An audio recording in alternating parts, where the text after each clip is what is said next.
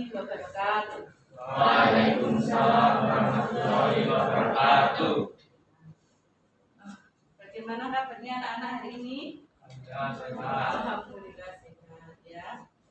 Sebelum kita mulai pelajaran hari ini, marilah kita berdoa sesuai dengan agama dan keyakinan kita masing-masing. Berdoa mulai.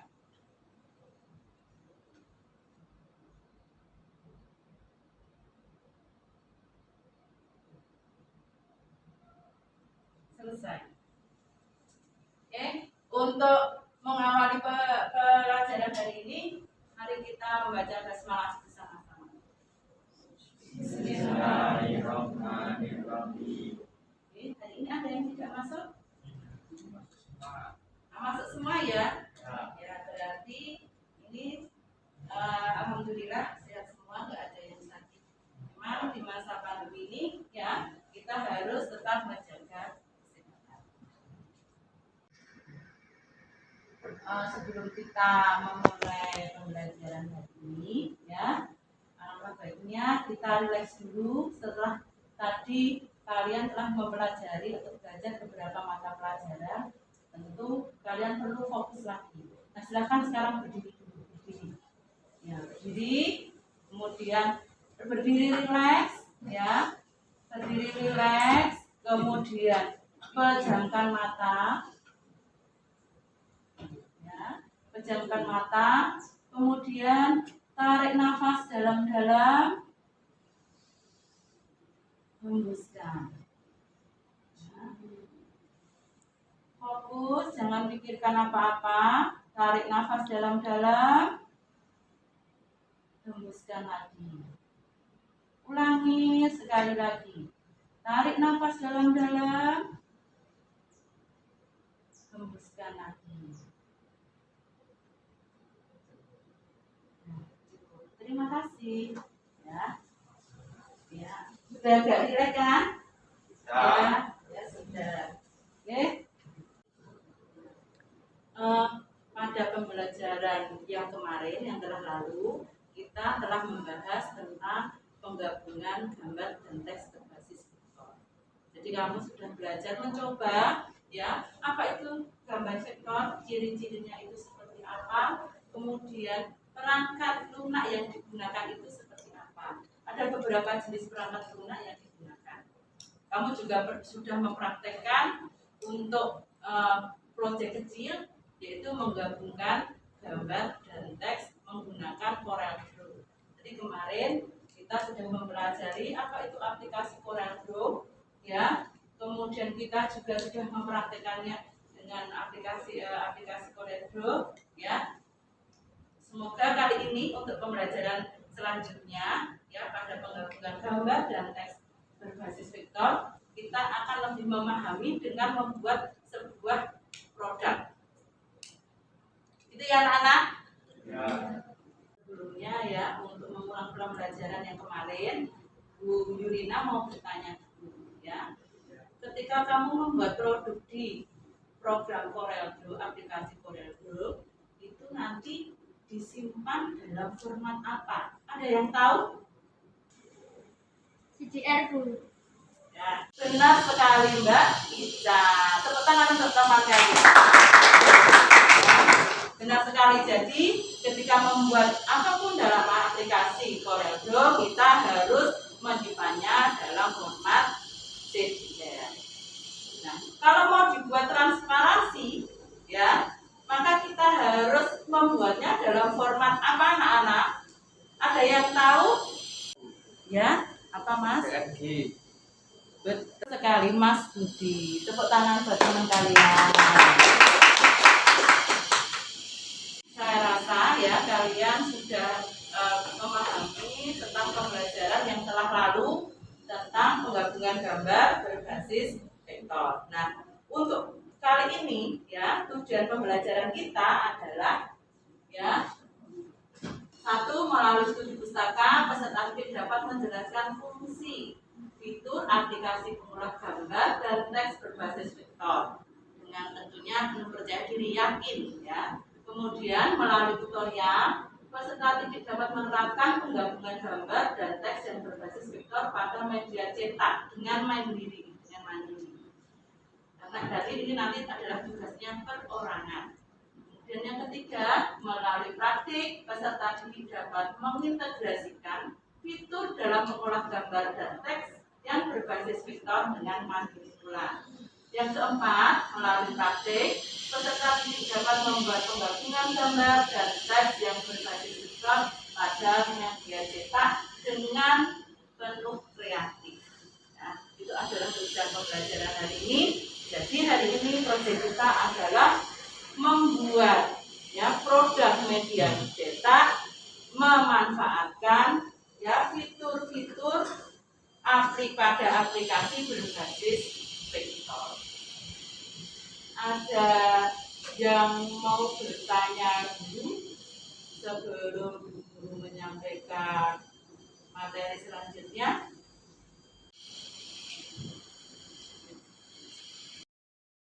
Ada yang mau ditanyakan, guru akan menunjukkan contoh-contoh dari produk media cetak.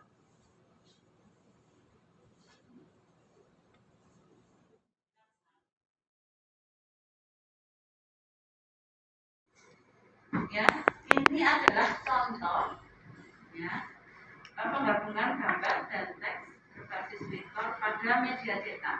Kira-kira ini apa? Brosur, Bu. Pamflet itu, Bu. Bisa dikatakan pamflet juga, ya. Ada yang bilang ini brosur, ada yang bilang ini pamflet. Tidak ada yang salah. Kenapa? Karena kamu melihatnya adalah dalam komputer, tidak dalam media cetak, tidak dalam bentuk asli. Bedanya apa brosur dan pamflet adalah pada ukurannya, adalah pada ukurannya. Ukuran brosur dan ukuran pamflet itu berbeda. Maka itu sudah brosur, itu adalah pamflet. Ketika kamu tidak tahu bentuk aslinya, maka kamu bisa mengira-ngira ini pasti brosur, ini pamflet, tapi tidak ada yang salah, karena kamu tidak tahu bentuk asli. Oke, nah selanjutnya kalau ini apa? Ada yang tahu? Ini adalah poster, yang lebih tepatnya adalah poster promosi produk makanan. Kemudian kita lanjutkan, produk media cetak juga bisa berupa mock-up. Mock-up itu adalah desain packaging. Mock-up bisa desain packaging makanan, minuman, ataupun mock-up itu bisa sampel buku dan sebagainya. Itu untuk media cetak. Kemudian selanjutnya ini lebih ke proposal. Pin ada produk media cetak yang lain yaitu untuk desain MOOC. Tapi nanti pasti ada tambahan yaitu alat pencetakannya berbeda dengan media cetakan. Kemudian untuk membuat itu semua anak-anak kita perlu sebuah aplikasi yang tentu saja berbasis vektor. Di antaranya adalah adanya Corel yang sudah kalian pelajari kemarin. Kemudian ada Illustrator. Kemudian juga ada Adobe InDesign. Jadi dari ini yang setelah kita pelajari aplikasi yang telah kita pelajari kemarin, kalian praktekkan dalam membuat media cetak berbasis teks. Ini harus pakai Corel. Oh, kalau pakai Corel tidak harus. Jadi kalian boleh memilih dalam membuat aplikasi ini atau membuat media ini, kalian boleh memilih ada Illustrator boleh, kemudian pakai Adobe InDesign boleh. Gitu ya. Jadi tidak harus pakai Corel Draw. Jadi menggunakan aplikasi yang kira-kira kalian mampu dan kira-kira kalian nyaman dan kira-kira spek di HP atau laptop kalian itu bisa untuk di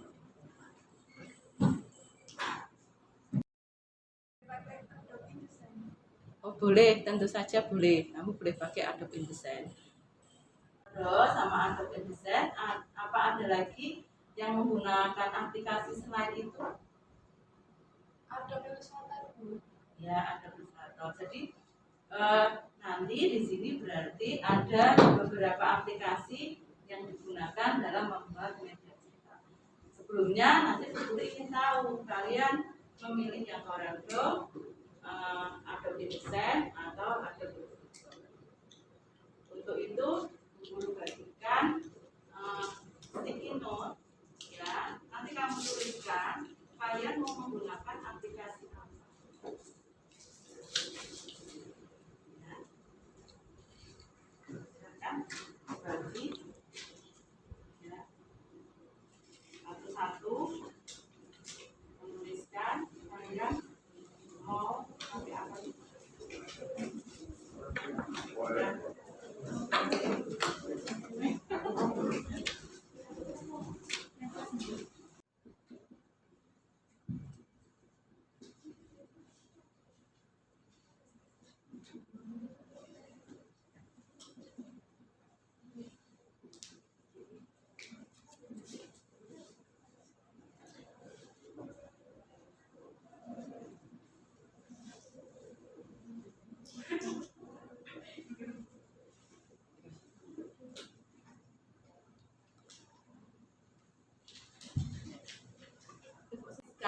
Ya, aplikasi yang ingin kalian gunakan biar guru tahu persentase berapa persen yang menggunakan ini, berapa persen yang menggunakan aplikasi ini, dan berapa persen yang menggunakan aplikasi itu.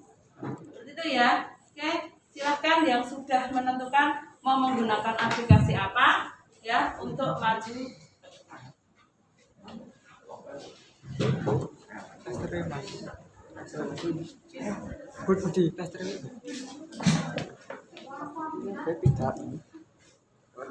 Langsung nih Mas.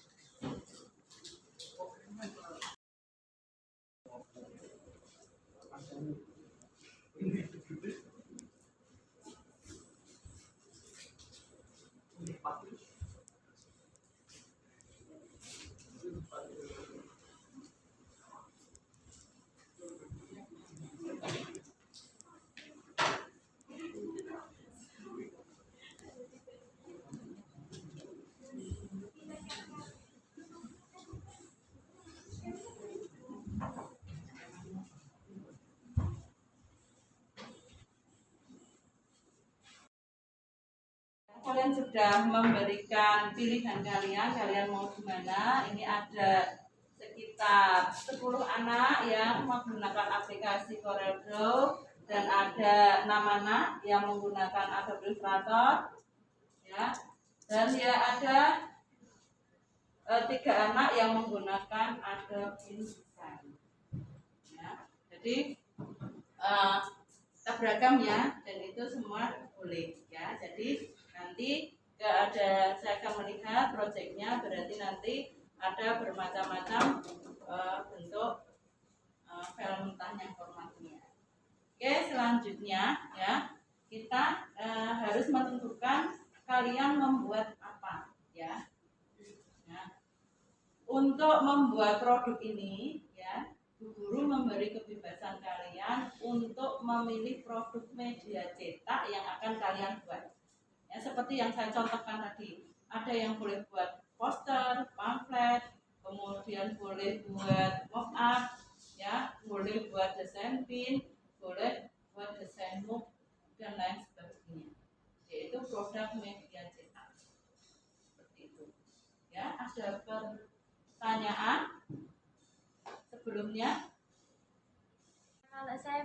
mock up label CD boleh nggak?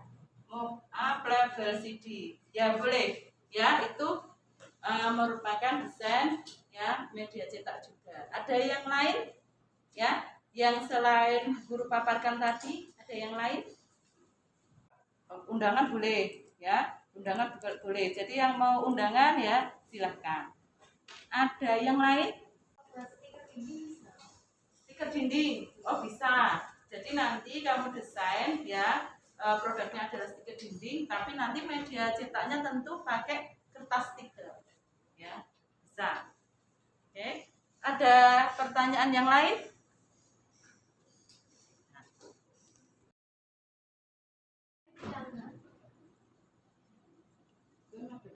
Itu kan sekarang sedang marak ya, itu harganya murah kalau dijual. Kalau kakak kelas kalian juga pernah jual seperti itu, jadi 10.000 itu ada foto artis berapa ya, jadi boleh ya, boleh membuat media cetaknya adalah foto polaroid. Ada yang lain? Ya ada yang mau, saya mau buat ini tapi boleh enggak ya gitu, ada yang mau mengeluarkan unek-uneknya, ada yang lain, ada yang mengajar. Tidak ada ya? Kalau tidak ada ya silahkan memulai untuk membuat proyeknya, tapi sebelumnya kita harus menentukan jadwal penyelesaiannya dulu ya, jadwal penyelesaiannya dulu. Kira-kira ya kamu membuat produk media ini akan selesai dalam berapa minggu atau berapa hari? Mas Arya berapa hari? 5 hari. Oke, kita tentukan saja ya. Ya, kita tentukan saja. Kita diskusi, ada yang 5 hari, ada yang lain, masukan yang lain.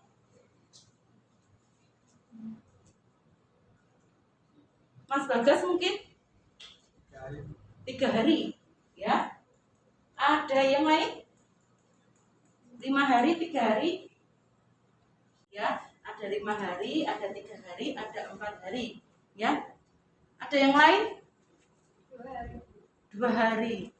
Nah, ya ada 2 hari, ya. Berarti ya dengan jadwal seperti ini, ada yang 2 hari, ada yang 3 hari, ada yang 5 hari, ada yang 4 hari. Itu berarti kalian sudah mengira-ngira. Kira-kira saya itu nanti menyelesaikan proyeknya berapa hari. Maka dari itu antara rentang 2 sampai 5 ya kita ambil kesimpulan batas maksimalnya adalah 1 minggu. Bagaimana? Setuju tidak? Ya, setuju ya. Jadi dari antara 2 sampai 5, ada yang 2, ada yang 3, kita kasih maksimal 1 minggu. Nanti misalkan yang tadi 2 hari sudah selesai, boleh segera dikumpulkan. Yang 3 hari selesai, boleh dikumpulkan. Tentu saja kalau tidak melewati rentang waktu tersebut akan mendapat nilai yang lebih ya daripada yang pada waktu yang pas, yaitu di waktu hari ke-6 atau malah selanjutnya hari ke-7, maka nanti pasti akan ada pengurangan nilai. Ini kita sepakati dulu ya. Ya, sepakat ya ini.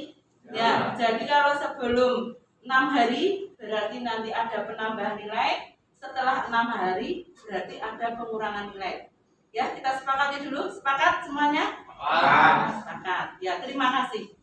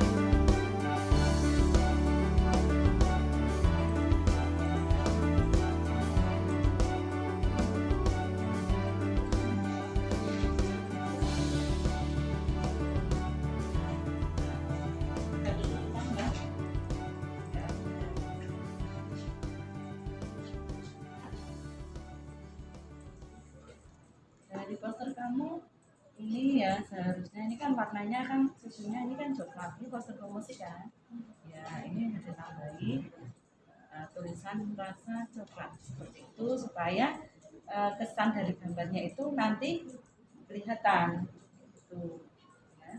Ada mau ditanyakan Mbak, ada kesulitan? Enggak, belum ya. Iya. Gimana Mas, lancar? Ya lancar. Kamu juga nggak ada masalah? Belum ya? Atau ada yang mau ditanyakan? Nggak ada. Ya? Apakah ini ukurannya sudah benar? Iya, sebentar. Saya cek dulu.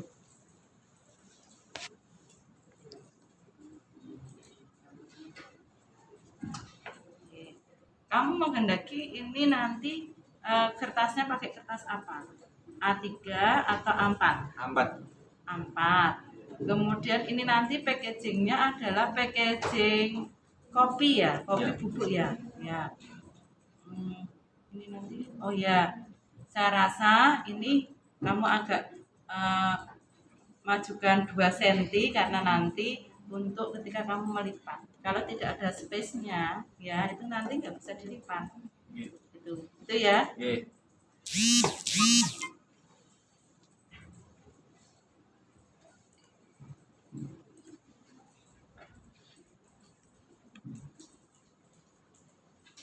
Ini iklan layanan masyarakat, iya Mbak? Ini tentang apa Mbak? Yang sekolah sehat dan bersih. Mbak, alangkah baiknya ya dalam membuat objek ya, ini jangan seperti ini, nggak ada aturan. Jadi kamu harus punya konsep. Kalau konsepnya itu ya lingkaran, ini kan hampir bentukan ya, ini yang dibuat warna biar tidak beda dengan yang lain. Satu konsep ada benang merahnya ya, gitu ya. Ya, ini buat apa Mbak? Masak apa? Makanan ringan atau makanan apa? Makanan ringan. Makanan ringan.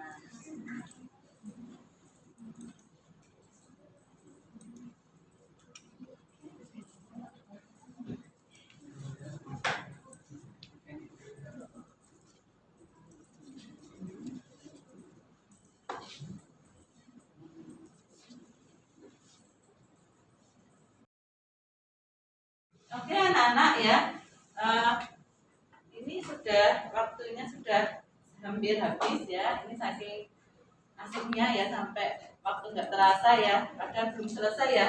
Ada yang sudah selesai?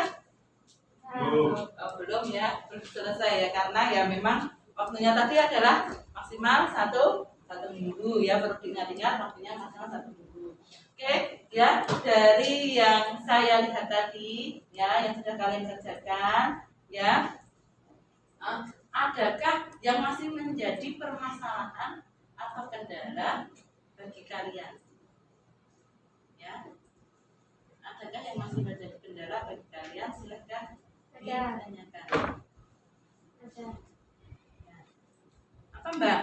Menentukan komposisi warna, Bu. Oke, menentukan komposisi warna ya. Satu hal ya yang pokok dalam menentukan komposisi warna adalah jangan memadukan warna terang dengan warna terang ya. Jika backgroundnya warna gelap ya, maka pilihlah objeknya dengan warna-warna terang. Begitu juga di sebaliknya. Bu, kalau tulisan bagaimana? Bolehkah saya dengan warna yang sama? Misalkan saya warnanya adalah coklat. Kemudian saya mau ngasih warnanya di situ adalah warna coklat tua. Padahal itu nanti kan nggak nampak. Boleh. Tapi harus ada outline-nya tulisan tersebut. Outline-nya dengan warna yang terang. Contoh ya, coklat ya. Coklat dengan coklat tua kan nanti mati, maka nanti di outline bisa dengan warna kuning, warna putih, warna-warna yang terang. Boleh. Kalau tidak ingin menghendaki warna tersebut tetap sama, tapi dibuat outline ya. Jadi pinggirnya itu ada warnanya yang berbeda. Biasanya kan secara default pinggiran warna itu kan hitam ya. Pinggiran tulisan atau apa itu biasanya hitam. Nah itu dibuat outline-nya yang berbeda. Ya. Jadi satu hal warnanya harus kontras, terang dengan gelap, gelap dengan terang. Itu adalah prinsip untuk komposisi warna. Ada pertanyaan yang lain? Ada. Nah, belum ada ya. Jadi dari sini guru simpulkan ya, guru dapat simpulkan bahwa hari ini kita membuat produk media cetak menggunakan aplikasi ya yang berbasis vektor. Di antaranya tidak hanya Corel, tapi ada Illustrator, ada InDesign ya. Ada 3 yang digunakan. Kemudian produk yang kalian buat itu diantaranya ada yang tadi, ada yang undangan, kemudian ada yang poster, ada yang packaging kemasan, ya, kemudian ada yang buat pin tadi, ada yang buat desain move. Jadi itu semua ya adalah produk media cetak. Oke. Jadi sebelumnya untuk refleksi hari ini, ya refleksi hari ini, Bu Guru ingin mengajukan beberapa pertanyaan yang perlu kalian jawab. Ya. Bersedia? Bersedia. Oke. Ya untuk selanjutnya pertanyaan refleksi kita hari ini bisa dilihat di layar ya. Ini ya. Satu adalah apakah bagian yang paling menarik dari pembelajaran hari ini dan mengapa? Ya. Yang kedua, menurut kamu apakah penting mempelajari penggabungan gambar berbasis vektor? Ya. Kemudian nomor 3, tantangan apa yang masih kamu temui dalam pembelajaran materi kali ini? Ya. Terus kemudian bagaimana kamu untuk mengatasi tantangan tersebut? Yang keempat, apa yang akan kamu lakukan agar hasil belajarmu memuaskan untuk di masa yang akan datang atau di pembelajaran? Oke, saya berikan ini lagi ya, sticky note. Kamu bisa nuliskan ya di sini ya untuk refleksi diri ya. Kemudian di pojok sini tuliskan namanya. Ada 4 pertanyaan, jadi kamu jawabnya ini ada masing-masing dapat 4. Ya, nanti masing-masing dapat 4.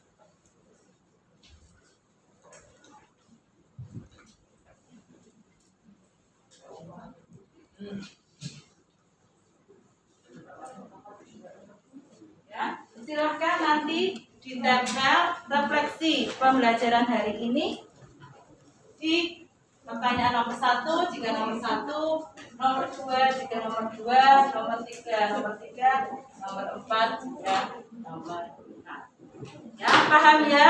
Paham. Ya, silakan.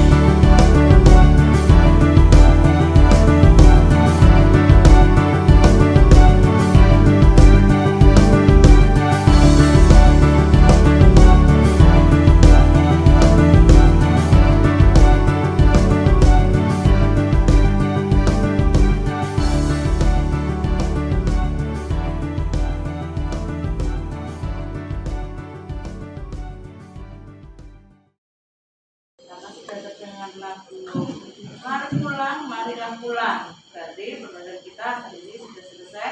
Tapi sebelumnya salah satu saya ingin untuk membacakan ya refleksi kita hari ini. Ayo Mbak Ica, silahkan maju ke depan untuk membacakan. Salah satu saja ya, salah satu temanmu tidak usah disebutkan namanya. Jadi salah satu pembelajaran hari ini yaitu tentang apa yang bagian yang menarik dan mengapa. Bacakan dulu soalnya, kemudian refleksi dari temanmu. Soal nomor 1, apakah bagian yang paling menarik dari pembelajaran hari ini? Mengapa? Pembelajaran membuat desain kemasan. Dan yang paling menyenangkan menentukan komposisi warna. Untuk soal nomor 2, menurutmu apakah penting mempelajari penggabungan gambar berbasis vektor? Penting karena saya bisa menggabungkan berbagai gambar berbasis vektor dan menambah wawasan saya. Untuk nomor 3, tantangan apa yang masih kamu temui dalam mempelajari materi ini? Bagaimana kamu akan berlatih untuk mengatasi tantangan tersebut? Tantangan yang saya temui adalah menentukan komposisi warna. Nomor 4, apa yang akan kamu lakukan agar hasil belajarmu lebih memuaskan di masa mendatang? Mengulang atau mempelajari lagi penggabungan gambar berbasis vektor. Terima kasih. Terima kasih ya Mbak ya. Kita beri aplaus untuk Mbak Ica. Oke, jadi refleksi kita hari ini ya, kamu bisa merefleksikan sendiri apa yang menarik bagimu yang kamu pelajari hari ini, kesulitan apa yang kamu hadapi dan bagaimana kamu mengatasinya. Ya, untuk materi selanjutnya ya, kita nanti meneruskan untuk produk media cetak ini. Kemudian minggu depan kalian silahkan mempresentasikan maju satu-satu hasil karya kalian. Mengerti? Oke. Sebelum kita mengakhiri pembelajaran hari ini, ya, marilah kita berdoa menurut agama dan keyakinan masing-masing. Berdoa dimulai.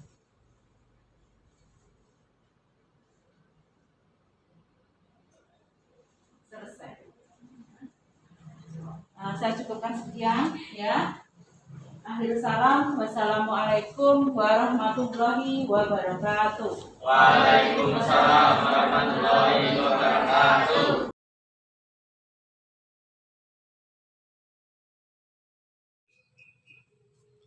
Assalamualaikum warahmatullahi wabarakatuh. Salam dan bahagia. Pada kesempatan kali ini, saya Yurina Istiani, CGP Angkatan 4 asal Kabupaten Sukoharjo, akan merefleksikan pembelajaran yang telah saya lakukan kemarin di kelas. Saya senantiasa berpikir positif agar proses pembelajaran berpihak pada murid dan sesuai dengan tujuan pembelajaran yang hendak dicapai. Salah satunya adalah adanya proses pembelajaran yang berdiferensiasi di kelas saya. Selain menggunakan strategi pembelajaran berdiferensiasi, saya juga menerapkan pembelajaran sosial emosional melalui kompetensi kesadaran diri, pengendalian diri, keterampilan berelasi, kesadaran sosial, dan pengambilan keputusan yang bertanggung jawab. Keterampilan KS ini sudah terlihat di kegiatan awal ketika meminta anak untuk berdoa dan menerapkan teknik stop. KSE yang dikembangkan adalah kesadaran diri atau mindfulness dan pengendalian diri atau fokus.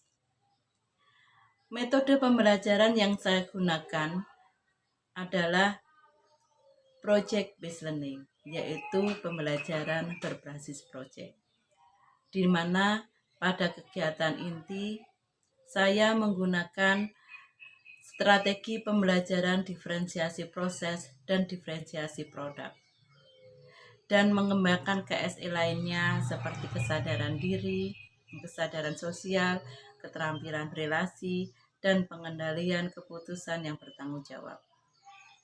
Dan pada kegiatan penutup, saya memberikan kesempatan kepada anak-anak untuk merefleksikan pembelajaran yang telah mereka ikuti. Dalam melakukan proses pembelajaran ini, saya merasa senang dan lega karena melihat anak-anak sangat antusias dengan pembelajaran yang saya terapkan. Bagi mereka, pembelajaran yang saya terapkan kali ini berbeda dengan sebelumnya, di mana untuk membuat sebuah proyek, anak-anak diberi kebebasan untuk menentukan aplikasi atau software apa saja yang mereka gunakan yang disesuaikan dengan kemampuan mereka, dan membuat produk sesuai dengan minat mereka. Untuk pembelajaran sosial emosional juga merupakan hal yang baru bagi mereka. Melakukan teknik stop adalah hal yang pertama yang mereka lakukan. Dari pembelajaran yang telah saya lakukan, hal yang saya pelajari adalah dengan menerapkan keterampilan KSE, anak-anak lebih siap dalam menerima pembelajaran. Tentu dengan kesadaran diri, pengendalian diri dan fokus. Selain itu, anak-anak lebih mampu menjalin relasi, mempertajam rasa empati, dan melakukan pengambilan keputusan yang bertanggung jawab. Kendala yang saya hadapi dalam pembelajaran kali ini adalah dari segi waktu. Diperlukan waktu yang cukup agar pembelajaran KSE dapat diterapkan secara menyeluruh dan tujuan pembelajaran dapat tercapai. Adapun hal-hal yang perlu saya perbaiki di masa yang akan datang diantaranya: 1. Membuat perencanaan lebih matang agar waktu yang digunakan lebih efisien.